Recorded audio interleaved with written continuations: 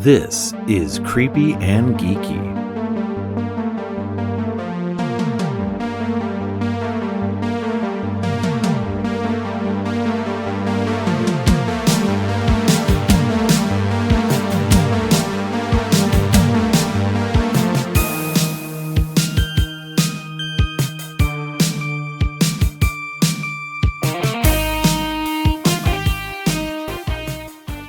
Welcome to Creepy and Geeky. I'm your host, Robert, and on today's episode, in celebration of Black History Month, I'm covering the Hulu original film, Mr. Crocket, with new guest Richard Newby. But first, it's time to talk to Donna about the stuff we got into this last week. How's it going, Donna? Hey, Robert. It is going well. It's just funny Yay. you said a new guest, Richard Newby, and I was like, oh, it kind of goes together, new Yeah. and newbie. I can't wait to hear this. How's it going with you? It's good. It's good. It's going all right. We just had my wedding anniversary and Valentine's Day, so everything's going well there. So that's good. I know you I, did too. I was going to say I did too. And we did absolutely nothing because we've already been Oh, yeah. married well over 30 years. So it's like, you're still here? Oh, okay. Yeah, I Yeah. guess you're still here. We're getting close to that 30-year mark. So real close. It Yeah. really doesn't change anything. No, it doesn't. It doesn't. Like I think once you hit over that 20-year mark, Yeah. 2025, you're just kind of, you guys are in a good place. As long as you guys are in a good place, then, that comfort sits in. And as long as everybody's like good with the comfort, because sometimes I've seen that where people get into that 2025 year and then they get like itchy. And then they're just like, I need the passion back. I was like, no, you've already been in for the 20-25 years. It's not about the passion anymore. It's about the comfort. Like it's about being good friends and being able to live with each other and being able to, you know, there's a level also that, for at least for me, and I've seen it with other people too, is that this is the point where you've reached that really good comfort level where things are good, and then you also can start to do your own thing as well. I don't know if it's like that for you, but like for us, like we have found that we still love spending time together, but we also love having our time apart, and doing our own things and Oh, yeah, stuff. that's been a thing from day one with our marriage just Yeah. because we're both only children, and Yeah. my husband isn't as independent as I am, but I like my time to myself. Right. Yeah. He's a little bit more of like a, "Where are we going?" I don't know where you're going. I'm gonna go to the bookstore." Right. Right. So yeah, it's a ebb and flow, but, we've got we're used to our idiosyncrasies and, what we Yeah. like and what we don't like, and like I said, it's more of a comfort thing, and, honestly, Yeah. when he tells people that I'm his best friend, they think he's full of shit, but we really are good friends. If we got divorced, we'd still be friends. That's how I Yeah. know it's a good match for me, you know what I mean? Yeah, exactly. Yeah, no, we're the same way. So no, I think that's what's really good about it. Is just that you can be friends, you can do your own thing, and you can still have a good life together. With everything else, and especially if you got a good family going on, you got kids that are around, and all of that. Yeah, you haven't driven your kids away and stuff. So Unfortunately, I have not. I need to work on that. hey, my kids live with me, so that's Mine live they're with me too. I have 2 younger ones that still live there with you me. go. I only have Honestly, the two that live with me. So, but I I've also got a daughter-in-law and a and a grandson that live here. grandkid, yeah. Yeah, I think that's another thing too. It's like I love family, and I didn't think I would be yeah, one of those people that would, just because I am an only child and I'm very yeah. independent, but I wouldn't trade it for anything in the world. I'll be honest Oh with you. yeah, It's like the nicest thing because now it's weird. They're my kids, but they're kind of my friends at the yeah. same No, time. exactly. Um, Yeah. it's hard to explain to people who don't understand that or don't live that kind of life, but I wouldn't trade it for anything. I absolutely love it. Yeah, no, I feel the same way. Like whenever, like I haven't had the best relationship with my parents and everything. So like Mhm. once I was able to get out, I got out. And we didn't have that like really good relationship. So it was Hmm. like I didn't know if I'd have that relationship with my kids. And thankfully I do. It's a lot of fun being able to have them and um have them around. And Hmm. my daughter and I go to the movies together. She's my movie buddy. And because my wife doesn't really care about all the horror stuff, and we go Right. to a lot of horror things. And my son and I have a lot of the really deep geeky stuff that we talk about, like mostly Star Wars. We get into those deep 3 hours conversations about Star Wars, and so it's a lot of fun being able to have them around and being able to, especially having my grandson here, Hmm. and being able to watch him grow and be a part of his life and him be a part of our lives and stuff. So that's really nice. It's a lot of fun, and it makes for an interesting dynamic in the house. Is you kind of gotta, especially now that they're adults and stuff like that, you can't really tell them what to do anymore to an extent, like as because we're more like roommates in that Hmm. way. So it's more just about, right, like respecting each other's spaces, but also you're still family, so like there's still like it's a little bit easier and better than roommates. So it takes some getting used to. Yeah. So Yeah, but I feel the same it's way. nice. I didn't think I'd be half as good as a parent as my mother was. My dad, I wrote him off a long time ago, but Yeah, my mom, she was just that person for everybody. So I just tried to be half of what she was, and I think I yeah, do a pretty good job of it. They all turned out pretty yeah. well, and they seem well adjusted. If they got some issues, I haven't heard anything about them. Right. Same So for my kids. Yeah. No, I agree. Like I didn't know what kind of parent I was going to be. I was like, look, I don't want to make the same mistakes my parents made or that my wife's parents made. We tried our best to do things different, and I think we were successful at that. So, we're on the verge of having a parent I know podcast. we're We having need to like a move. family parental like podcast here. Oh, Gen X This is parenting. oh my God. People don't even know. Like, this is the thing. It's so funny because it's become so memey lately with Gen X and Oh everything. Like, yeah. and then you've got those Gen X, like those people out there who are Gen X content creators and stuff like that. So Hmm. they're like very much like, oh, this is what it's like to be Gen X, blah, blah, blah. And it's like, stop telling people all our fucking stories. That's the main point. We don't tell people our business. What the fuck? Right? Like, why are you telling people our business? We are the lost generation for a fucking For reason, a man. fucking reason, dog. Um, So but I mean, yeah, we're learning this shit and making it up as we go along, like Indiana Jones. I mean, we I just mean, hoping this for the is the thing. best. Like, our parents were never around, and even No. when they were around, they were like, "Get out of the house." Like, we were literally shoved out. Don't come back until the lights come on. This is Um, true. and so, we had this generation, this whole like childhood of being out on our own, like, making sure we could survive and everything like that, going over to friends' houses to get drinks and shit because we couldn't go back to our house. Um, but yeah, so it's definitely, it was definitely interesting because I was not about to let my kids go out and do shit like that. Thankfully, by the time my kids were old enough to kind of go out and hang out and do stuff on their own, there were cell phones, and Hmm. so they each had a cell phone, so I could get to them at any point. So yeah, it's different for sure. I mean, I definitely wasn't a helicopter parent. They definitely went outside on occasion and had fun with their friends and got into some mischief and stuff. Yeah, but But it's a fine line you have to walk because you don't want to be a helicopter parent, but you do want to be aware of their yeah, surroundings and where they well, are. because I know the way we lived. Because like, Hmm. look, people like to like mythologize growing up in the 80s, and it's like this great time to be a kid because you didn't have parents like over you. But we also had the satanic panic and stranger danger and all this shit. They were literally, the 80s were the rise of the serial killer, Yeah, and 80s people, was grimy as shit, oh dog. my And the God. fact, if you know anybody that's a Gen X person, it's the survival of the fittest. Like we you survived you look at the It's not a numbers joke. too. No, you look at the numbers of the amount of people who are in each generation. The boomers are at like 60 million or something like Hmm. that, and the millennials and Gen Zs are like 80 million people.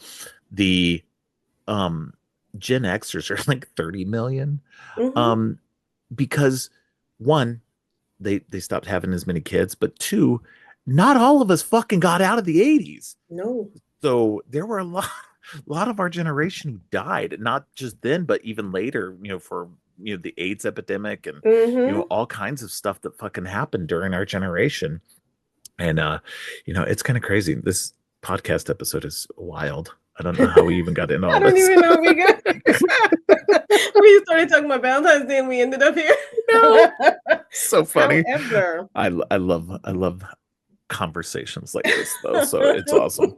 But anyway, but yes, that's how it is, and that's why we don't talk that's about exactly Gen how it is. X anymore. Anyway, we Leave our better. generation out of your mouth. Yes, please, because you don't want to start this. Oh, you You don't don't want to want to start start us this. up. That's not a good thing. Um, Anyway, so let's get to it. Let's get to it. I brought a couple of trailers. I got a new Humble Bundle to talk about, and that's about it. So what did you bring me this week? so I didn't really bring a whole lot. I will say, proudly enough, I actually went to see another movie this week. Yes, yes. I forgot about that. Yeah, let's talk about that. Yes, so I actually got to go see Captain America: Brave New World, Me and too. I was super. I knew you were going. Come on, Oh, anybody I listening I know you I, went. I always go. Like guaranteed if it's a Marvel movie, I'm there. So Yeah, it was so much fun. I had an incredibly fun time at this film, and you know, I know a lot of people have their qualms about it. I think right. anybody listening, if you like Marvel movies, just go and see it for yourself. Just go Yeah. and have a good time. It's Don't the read the reviews. shortest If you haven't thing. read the reviews yet, please don't read the reviews. Just go, if you're interested in it, please go and watch it and make your own opinion on it. Yeah, If you and don't it's like like one it, of that's the fine. But it's like, got one of the shortest run times. It's right yeah, at 2 hours. You're not going to be hurting anything, and no. it's a lot of fun. I guarantee you'll have a lot of fun. Absolutely. I agree. I think it's action packed. There's a lot going on it. It's a lot of fun, picks up a lot of threads from earlier things, which doesn't mean that it's not accessible to people who haven't seen those things because it catches you up with little bits of exposition here and Hmm. there, which doesn't bog it down either. So it's a lot of fun. I think anybody should get it. And if you go to an AMC theater, you probably already missed out on the Captain America Shield popcorn bucket, but I got one, so you can check my Instagram for the picture of that. I'm forbidden to get any more popcorn buckets because I don't have any place to put them, I so was I gonna can't say you get haven't any asked me more. for any in a while. I can't. It's forbidden now. So let me That ask you, Captain America one was awesome though, so I did want I that got one. it hanging up on my However, wall now. did you have any interesting trailers? Because we only had two at the beginning of ours, and I was like, "That's it? That's all I got to get?" Well, I mean, we had the usual half hour of trailers.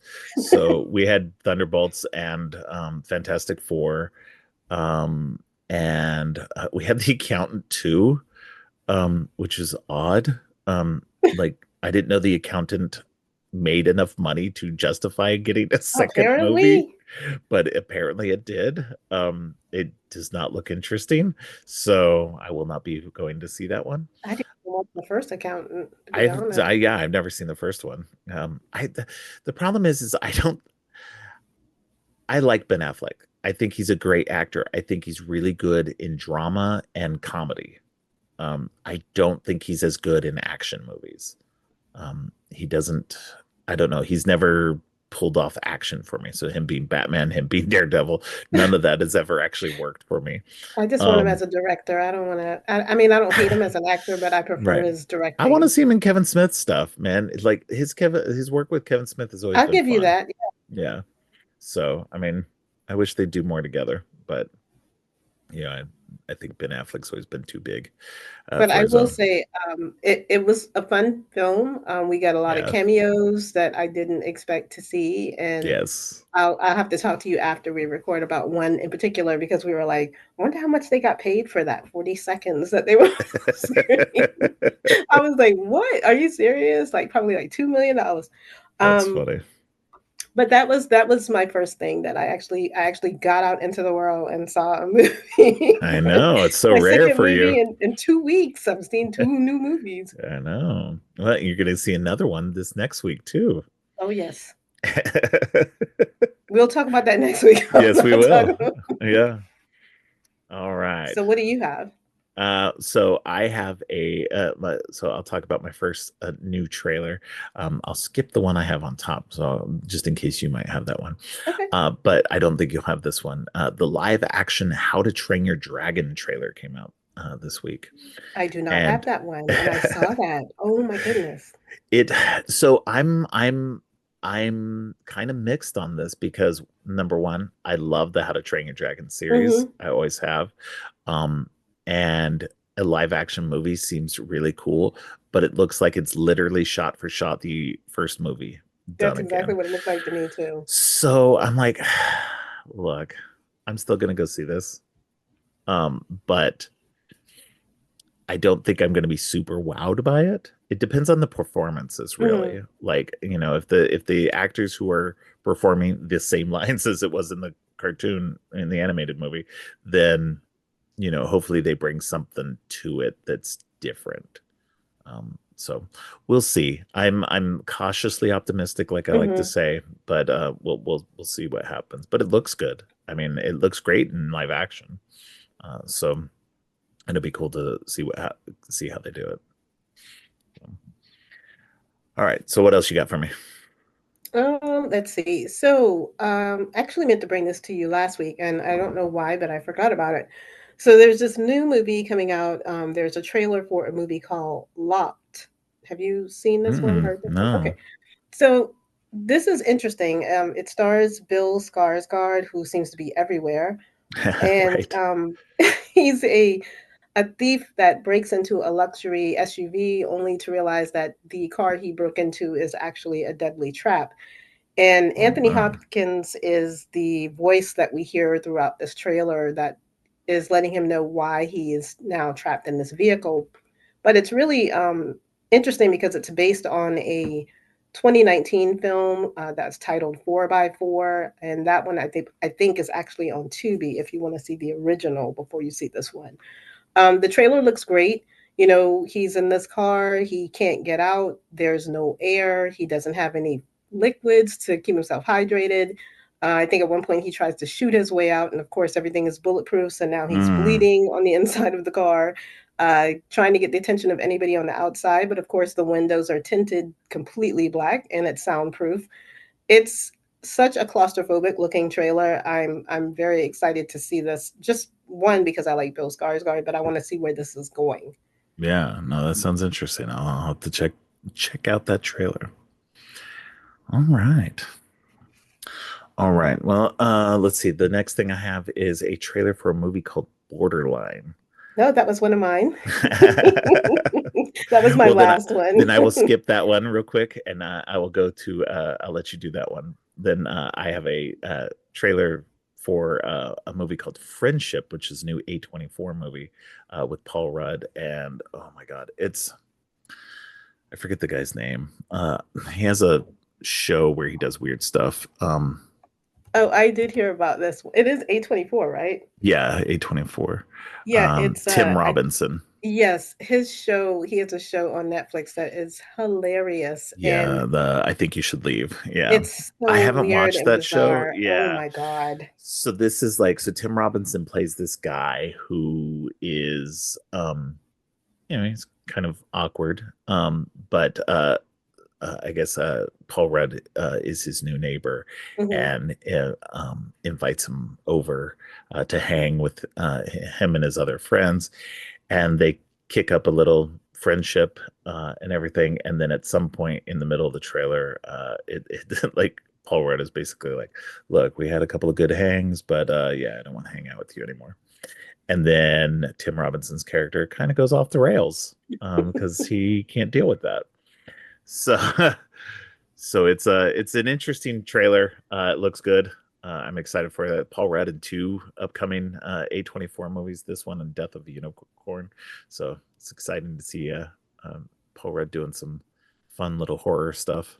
So. Yeah, if you've not seen Tim Robinson and that show, you really, you really owe it to yourself to at least watch a couple of episodes because if it's anything in the vein of that dark comedy feel, Yeah. this is going to be a movie. I watched this trailer and I think I watched it a couple of times just because I kept cracking up at how absurd this is going to be.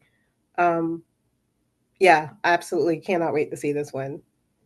Yeah, yeah. No, it looks like a lot of fun. I'm excited to check this one out as well. So, all right, now we can talk about Borderline.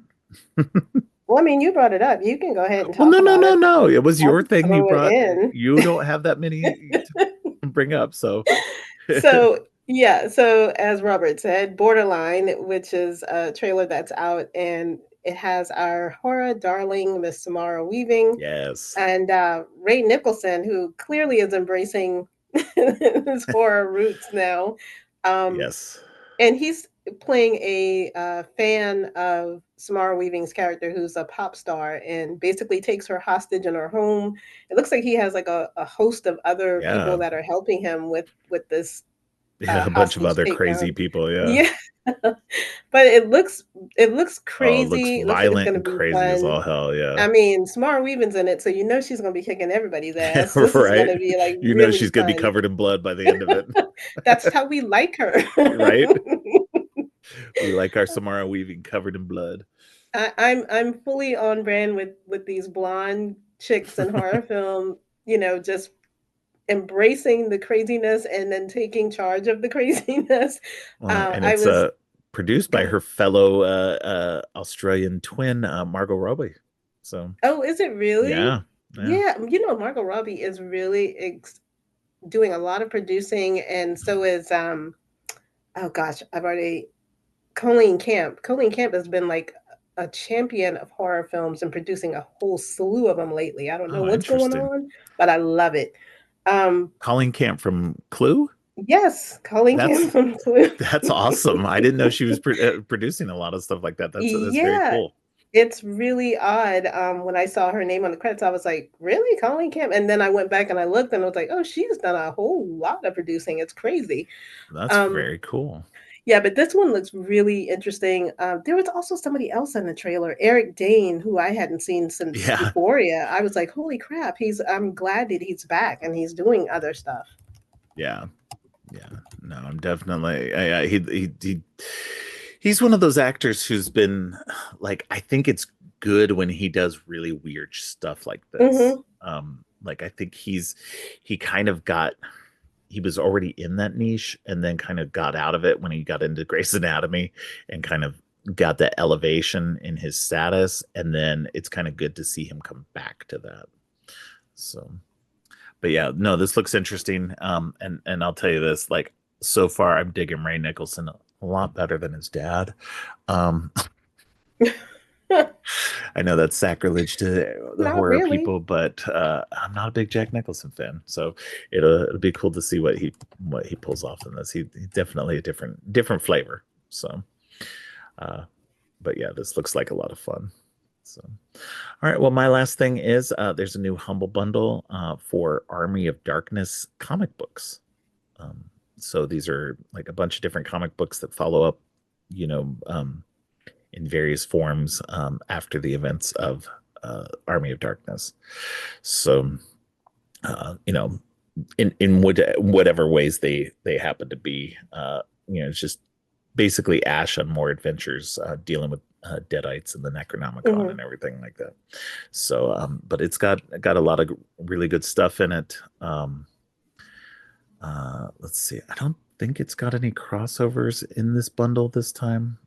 It had a couple. There was a previous Army of Darkness bundle that had a couple of crossovers, but this has like a good portion of the regular comics. There's one of the books in this is Army of Darkness and Bubba Hotep.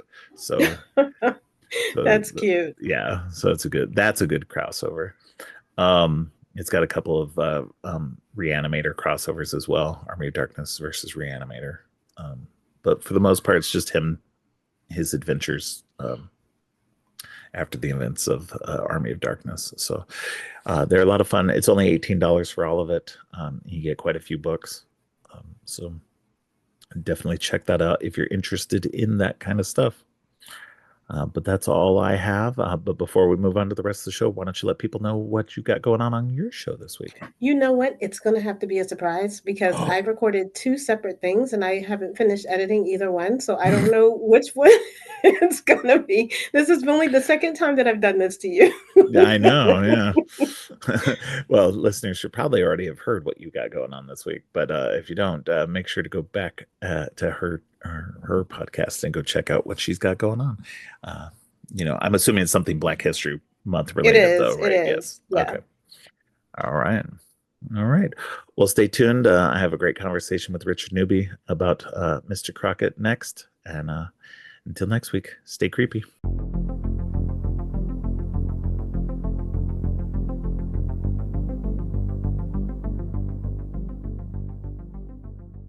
On today's episode, we're continuing our Black History Month celebration with a look at the Hulu original Mr. Crocket with new guest Richard Newby. Richard is a writer who is the author of the horror short story collection We Make Monsters Here, as well as writing for The Hollywood Reporter, Fangoria, and Time. Welcome to the show, Richard. Hey, thank you for having me. Yeah. No, it's great to finally get you on. I've tried to get you on a couple of times before, but schedules are kind of a little iffy here and there. So, Yeah, but I appreciate you coming on, getting to talk some movies, especially this one, which was a really fun kind of movie that kind of scratches that Freddy Krueger itch. So, definitely. Yeah. let's go ahead and jump into it with this movie. Why don't you give me your thoughts on what you thought of this movie from your perspective? Yeah, so I had a lot of fun with this movie. I had actually seen the Hulu short um, a couple of years ago that had come out. I think that was in 2022. Yeah. Right. And so I had been a fan of that short. I had used it. I had done an article on like the best short horror films for Halloween. And so that was one of them. And so then when I found out that the movie was being made, I was really excited about that. Right. And so yeah, I love that it captured, some of the same things that I loved about the short, but it also, went beyond that. I just feel like Brandon Espy has such a great concept here with Mr. Crockett and just like playing on the conventions of a children's television host, but also just like kind of twisting that and making it, scary, but also socially relevant. So yeah, I had a really good time. Right. Yeah, no, that was what was interesting. I had seen it when it came out, right around the time it came out last October, and didn't know at that time that it had been based on a short story. But this latest time I watched it for the podcast, I was looking through the IMDb and it said it had been on a series called Bite Size Horror on Hulu. And that's whenever I was like, oh, okay, let me go check that out. So after I watched the movie, I went back and checked out the short. And the short is a lot of fun too. It's different just because all the actors are different, of course. Yeah. But it definitely retains the flavor from that short into the movie. The short is so well done that the movie is just an expansion on that idea, which is really great.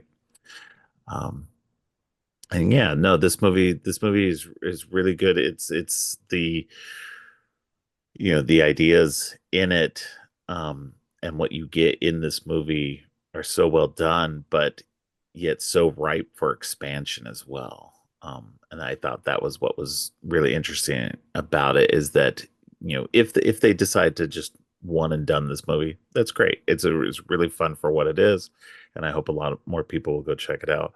But I also think that there's lots of room for future movies that they could really get into more of the history and just do a lot more with it, if that's where they want to go. And I hope they do, because it'd be really fun to kind of expand that world out.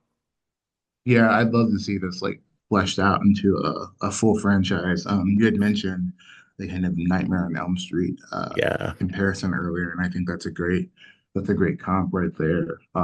We have like Mr. Crockett, who is this kind of larger than life figure, um, you know, who is also, kind of uh taking children away to this dream world. There's elements of comedy in that, Right. but like it's also such a terrifying concept that I'd love to see that like played around with more. And I think that like overall, like in horror in general, I think we're kind of missing that kind of like new Freddy type figure. I think we've gotten a lot of like great new horror characters over the past couple decades, but no one's really scratched that Freddy itch, so to speak. Right.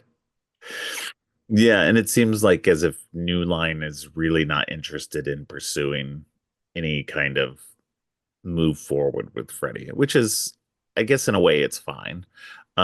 Sure, Freddy was a great character for his time period, and he was, huge. I mean, we look back on it now, and people who are coming up into horror now don't really understand kind of that level of fame that Freddy had. It's because Freddy, we the funny thing about the Freddy Krueger character is that he became so popular that he reached beyond his movies even into mainstream culture in such a way that I don't think any slasher icon has ever done.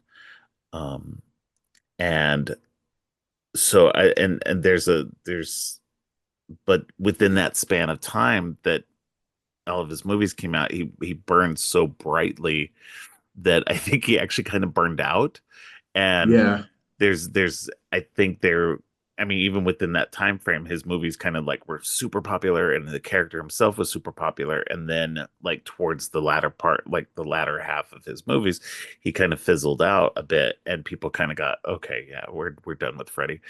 And I think there is room for him to come back if they chose to do it. I mean, they did try to do it with that remake, um, but the remake wasn't as well received. And it's not the most terrible remake, but it obviously still has some issues with it. But so if they were able to bring it back, that'd be great. But at the same time, I think it's in a lot of ways it's better to kind of move on and just give us a different character like Mr. Crockett. And I think in a way, Mr. Crockett fulfills that niche in a way, and also in so much of a better way too, because making that comparison with uh Freddy, where Freddy was a child murderer, and that was his sole goal, was to kill these kids and everything, whereas Mr. Crockett is more of a misguided child protector. And the his the way he goes about it is wrong, and but he is doing it from a place of I wouldn't say love, but protection for sure. And so I think that's an interesting angle to take with it, that brings up a lot of questions in his character and in the movies itself. yeah, definitely. I completely agree with that. And then, another aspect that also kind of reminded me of the Nightmare on Elm Street series, or at least, some of those iconic, or even, the not iconic, even some of the like under the radar B movies. What reminded me of them in Mr. Crockett was just like the use of the practical effects. Yes. Um, and like not only just like the kind of like practicalness of like wounds and gore and stuff, but like you get like really interesting like creature effects, and they're wet and kind of goopy, some of them, Yeah. uh, I'm a big fan of. So that was really cool to see too. Just like tapping into some of those like really creative and wild designs that we used to like see so much of in the 80s and early 90s. Um, I think that some of that, some of that creativity has been lost a little bit in terms of like filmmakers striving for realism, which I think, works beautifully with certain films. But, I also enjoy the kind of unreality that this film employs, such as there's a chair in the opening scene. It's, sentient, this kind of monster that's restraining this abusive dad. And like I love that kind of effect where it's not trying to be realistic. It's playing with the idea of like this is a children's show host, like Mr. Crockett is a children's show host, and so the kind of like puppets and the things that you would see, um, on those kind of shows. Um, kind of coming to life in a monstrous way is really entertaining. No, yeah, exactly. I really dug that. Like, the whole vibe of Mr. Crockett and his show feels like this weird little mix of something like Mr. Rogers and Pee Wee Herman's Playhouse. Um Yeah, and especially like you said with the chair, and there's a clock that's also anthropomorphic, and there's so many instances of those things in this, and then they have that dark turn later when you go into uh Mr. Crockett's reality, where he's taken the children, where like once you've taken off the cover of it all, there's there's this dark reality of, oh, this is not nearly as nice and safe as you think it is. And that makes that, and especially with the practical effects, I think it definitely would have taken away some of the. I feel like it would take some of the danger and some of the reality away from it if you did have it digital instead of practical. And I think you're right in that practical um, really kind of elevates the the unreality in a way as well. Um, so it really kind of helps do that. And I'm a big proponent for um, practical as much as possible, of course. I mean, obviously, if you're going to have something like a Marvel movie or Jurassic World or something like that, you're going to want to go digital, just to merge that reality a lot more. But when you're doing something a horror like this, there's a there's a bunch of stuff that it make with the practical effects, it helps to guide that, especially in horror. Horror seems like the best avenue for that practical effect approach. yeah, definitely. Like you want something that feels like you could touch it. I think that's part of like the kind of like it adds to the element of horror, but also like the kind of like grossness Yeah. of it all. And that's like another aspect that I like really appreciate about this movie is that it's not afraid to be like kind of gross with the effects either. Right. This world that Mr. Crockett has created that he takes children to. It's a very corrupted world. It's a perversion of kind of like the safety net of fantasy and imagination that children need. Right. So I like that. And it was interesting because I watched this movie. I watched it a little bit after I had seen, I saw the TV Glow, uh, Yeah. which is another, movie, Jane Shuburn's movie that's, employing ideas from children or YA television shows and kind of perverting that. And they both have like this kind of like similar vision of the moon in their Yes. worlds. Yeah, I Yeah, thought that no, I was hadn't even thought about that. That was such a great comparison with that, because I hadn't thought about, I saw TV Glow being like so connected to that, but that is so true. There's so much of an interesting connection with the moon, with the practical effects, the TV shows and everything. Yeah, it would make an interesting double feature to watch both of these. Yeah, and like I think there's something there too in terms of like, we talk a lot about nostalgia in Hmm. the film industry and like whether that's, beneficial or whether it's harmful. But I think that with things changing as rapidly as they do, there is this like need to kind of or this desire to go back to uh, the past. But that's kind of like the main like dividing thing in the country right now is that like the past is not the same for everyone. And Right. so a lot of people have this idealized version of the past, but then you kind of like actually sift through it and deal with it and look at the events that happened, and it's a lot uglier than Hmm. a lot of people remember. And so I think that that's kind of like a key tie between those two films. Right, right. And I also think there's an interesting thing there about the unreality of Mr. Crockett's um place where he's taking the kids, that reality there, that he is, that there's an outward appearance and then there's that inward appearance as well, which also mirrors himself. On the outward, he's, this protector, this educator, and everything, but inside is this dark soul to him. And I feel like that the location, his set, is also mirrors that in a lot of ways. And it's not something I thought of until just now when thinking about it. It's an interesting visual language to use to, also just help audiences understand Mr. Crockett himself a bit as well.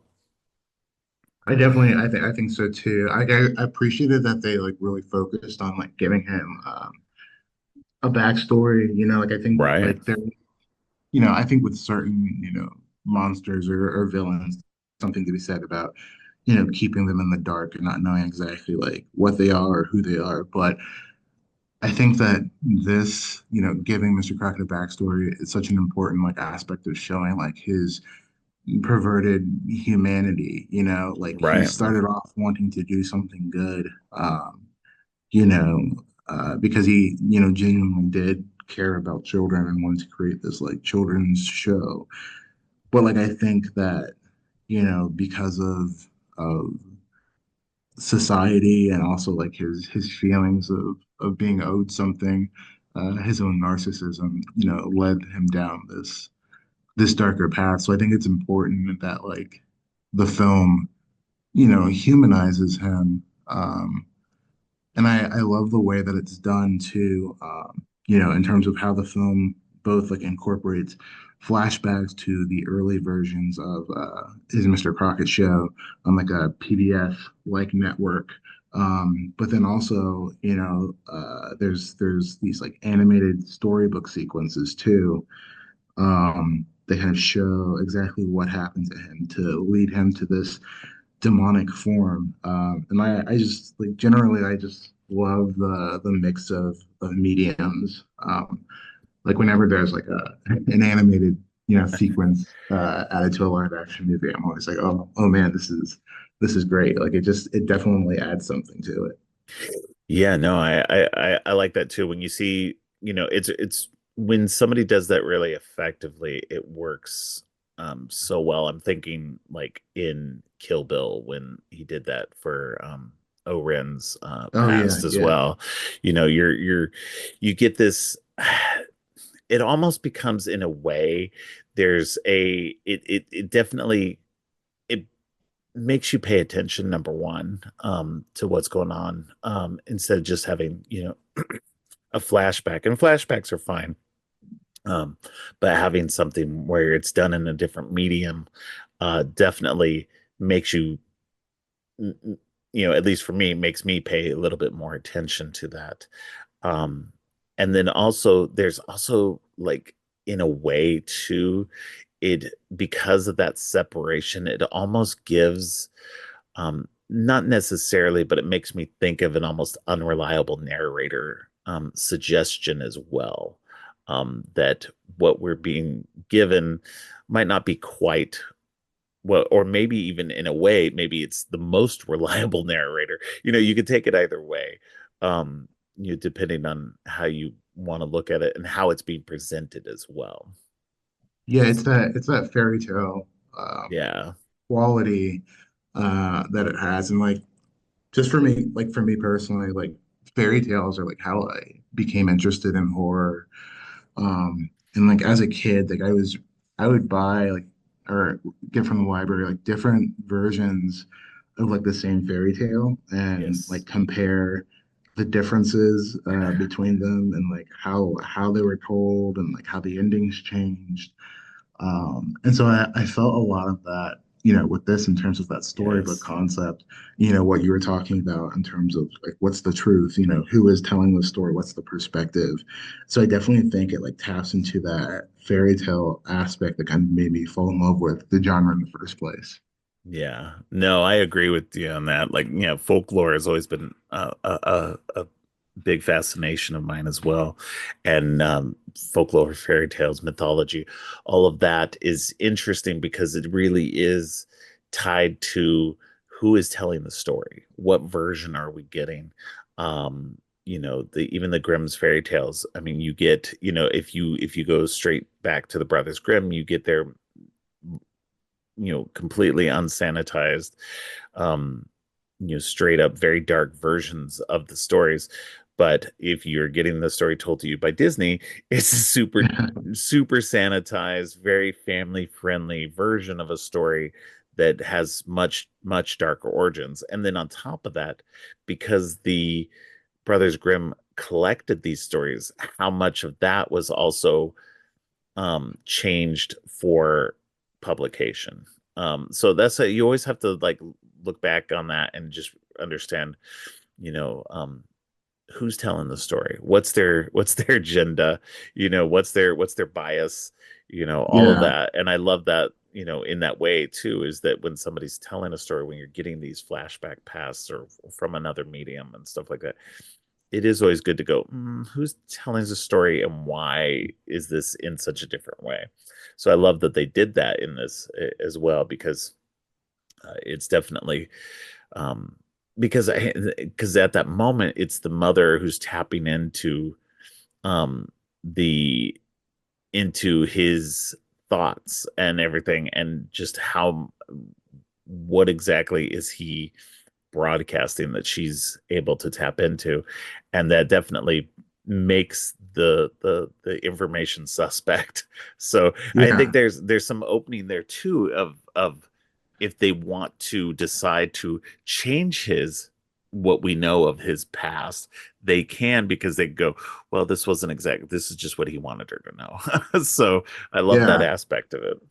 And I also think like it's important to like consider like how what he is and the story that he tells, like how it reflects a culture. And, Yes. that's even going back to like the fairy tales as well. Like I remember like when I was a kid and I read like the original like Hans Christian Andersen version of The Little Mermaid.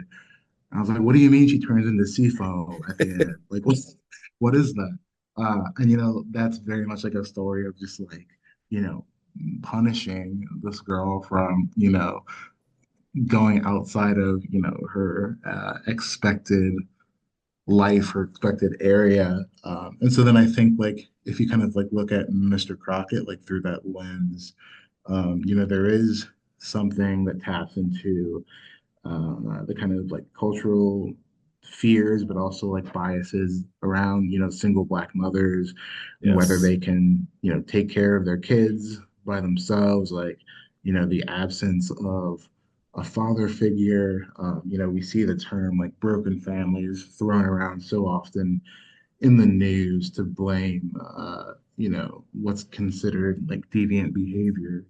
Right. Um, and so often that is not that is not the case. I mean, there are plenty of single parent families who have great people. Like there's so many factors that go into that, and I Right. think that like Mr. Crockett like is utilizing that like awareness, of those fears, and even the mother figure in this movie. Summer, she even faces some of that criticism from family members after her husband dies about, Right. how her son Major like needs this father figure in his life, and then Mr. Crockett in some ways kind of becomes that uh, TV father figure, but of course like a twisted version of that. Right. And then I think like you see through Summer's journey, like part of that is just like her defying these kind of stereotypes that have been placed on like the single black mother. She's very capable. She does pay attention to her son and his needs, but like she's also a human. She's allowed to be frustrated sometimes, and I appreciate that um, kind of humanity on display, where it's not critical, of Right. the parent. It's just looking at the complexities of being a human being, and life is not always easy. Um, and which I think, kind of goes back to like Mr. Crockett's own narcissism. Is that like he very much wants things to be easy, and because his own life was made so much harder, because he had these expectations, then he thinks that, children should always, have things easy. And then if they don't, it's the parents who are fully to blame. Right. Well, I think that it's an interesting thing in this movie too, because it's very much it's interesting because of the way that Mr. Crockett is going about this is that, he finds these kids who have like a terrible parental figure, um, or what he perceives as a terrible parental figure. And in the beginning, we're introduced to this boy and his mom and his, I think it's a stepdad in that first opening sequence. Yeah, And the stepfather is very abusive towards the kid, and in this moment definitely gets his comeuppance via Mr. Crockett. But it's, and again, instead of leaving the boy with his mother to, at least find some kind of peace together, he removes the boy from the situation, and devastating the mother, who, was trying to do what she could, and, made bad choices, sure, but didn't deserve to have her son stolen from her. Um, and then, later on, like you said, with Summer and Major, that is such a hard situation. Like you said, she's trying to be a good mom, but any parent, even parents who are together and trying to raise their kids, it's hard. yeah, I've got two of my own. Thankfully, they're grown, and I still live with them. They still live with me, but they have their own lives and everything, and things turned out well for my kids. But like, there are times where you are so frustrated as a parent. Sometimes you say things that you don't want to say, and that's what happens in this movie too. And it turns, because of just the stresses of life and everything. And yeah, then add in the addition of not having that father there, that added so much more to it. And in that moment, it's, um, Mr. Crockett makes his move to, and again, this is where like his motivations are completely suspect, and that, he says he's coming from this place of love and wanting to help the kids and everything like that, but he's removing these kids from their parents who love them, and who are trying to do their best for them. Now, I do find it interesting too, because this is set in the mid 90s. I think it's 94, yeah, when all this stuff with Summer and Major is happening. And so I find that that's an interesting thing, because they do go into it. This was like at the height of the crack epidemic, hmm, in the inner cities and stuff. And that plays a part in this movie. because there's um when Summer loses Major to Mr. Crockett, the cops just kind of dismiss her as like, just another crackhead mom, a junkie Yeah. mom, and everything. And it's just like it's um such a shitty thing. And I love that they added into it because it's such a time specific thing in a way too. Hmm. That but it's so interesting to note in this movie too that the two mothers who lose their children are good mothers. They're doing what they can. They're struggling and things are rough. But the one white parent we see, the one white father, is a drug addict and he's abusive towards his kid and everything. And so it's like, I like that the way that they did that, they positioned things in a different way to not necessarily um, flip the script, but to show that, that they're what we always perceive is not always true. Hmm. And Yeah. which adds again to this narrative of this unreality, the two sides to everything stories that goes into Mr. Crockett himself. And I love that there's this dichotomy in this narrative set during this time period. Yeah. I do as well. And I think it's also like interesting, just like from a cultural perspective of like, setting this in the 90s, and, creating a sense of like what, tensions, cultural tensions, Hmm. racial tensions were like then, but then also like noting like how little has changed. Yeah, Um, unfortunately. and it's just Yeah. like that's its own like startling thing. And like, yeah, like it might not be like the crack epidemic anymore, but like there are still these like systemic pressures that are weighing down, on parts of society, particularly on Black communities, that make it, so that they're so often, scapegoated or blamed.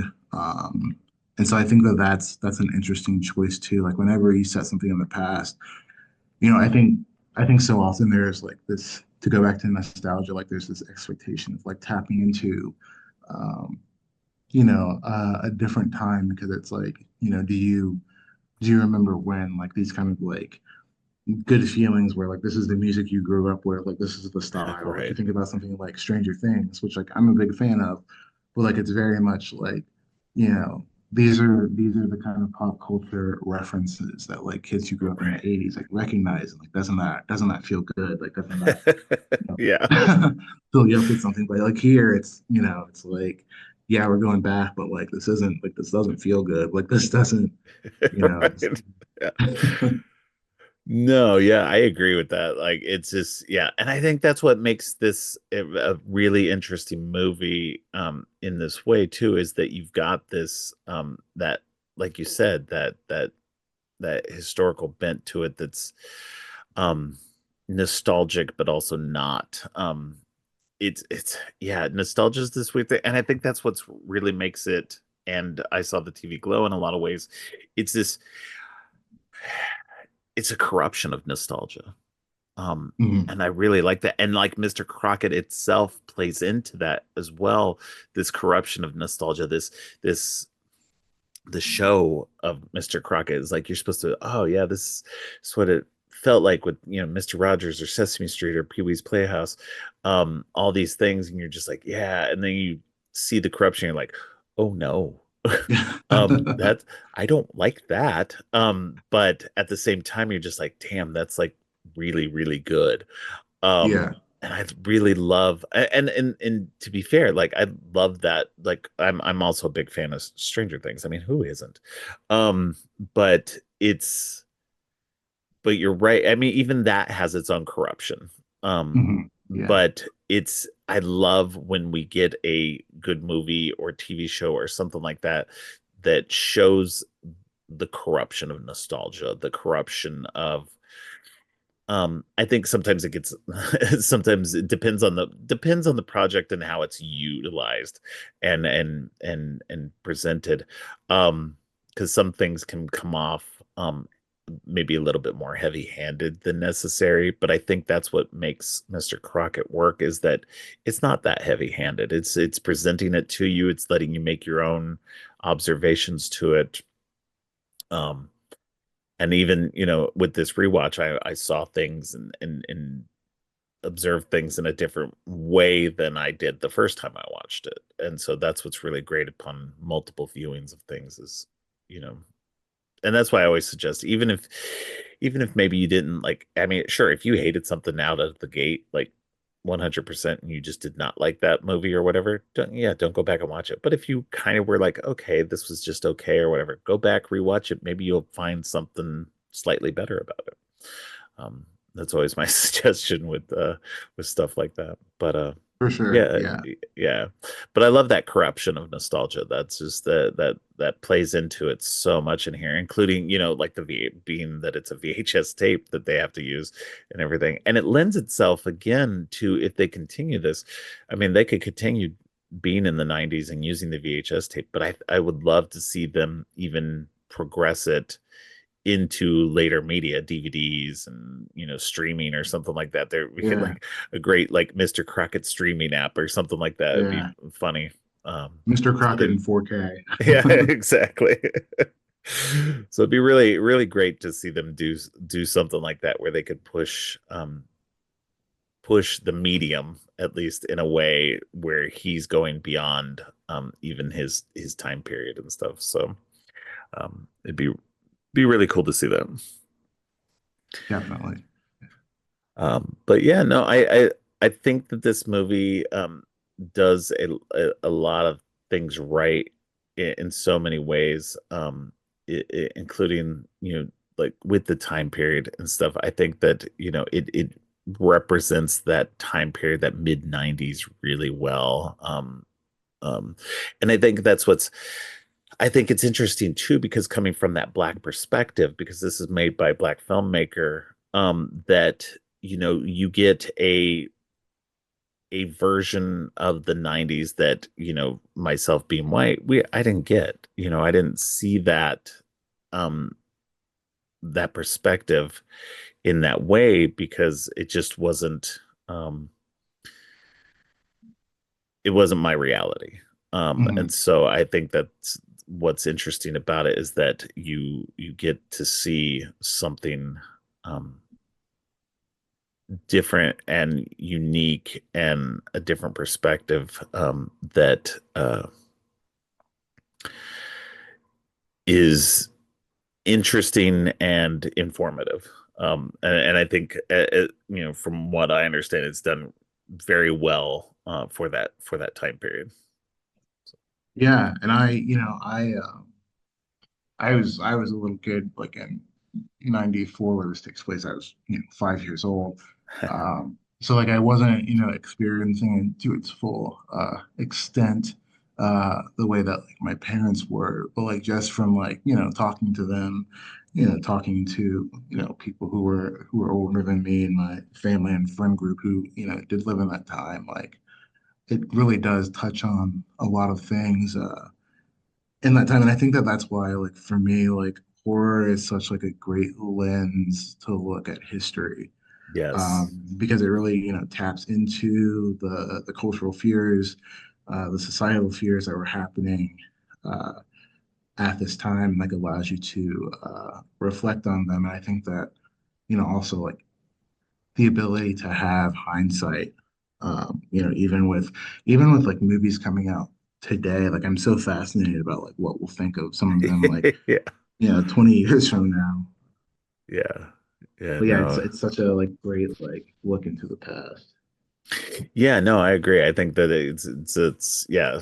Um it's really fun to be able to look back and kind of like, especially with horror, because I feel like horror does such a good job um at a lot of this stuff. And in general, I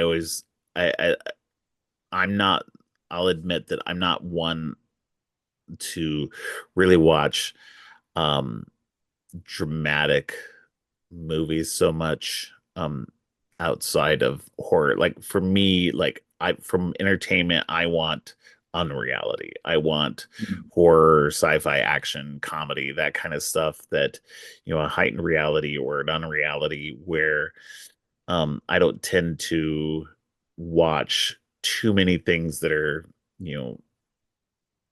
more, I guess, um, dramatic without that edge to it.